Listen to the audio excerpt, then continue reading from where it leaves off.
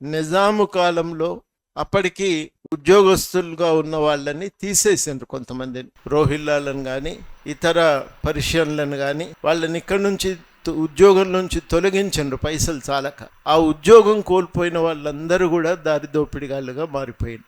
ఈ మారిపోయిన నేపథ్యంలో రాష్ట్రంలో ఒక అల్లకల్లోల పరిస్థితి.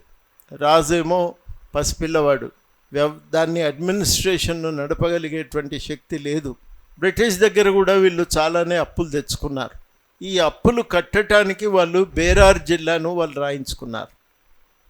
అప్పులు కట్టిన తర్వాత మళ్ళీ మాకు ఇవ్వాలి అని వీళ్ళు అడుగుతారు, కానీ ఆ జిల్లాను మాత్రం బ్రిటిష్ పాలకులు నిజాం ప్రభువుకు మళ్ళీ వాపస్ చేయరు.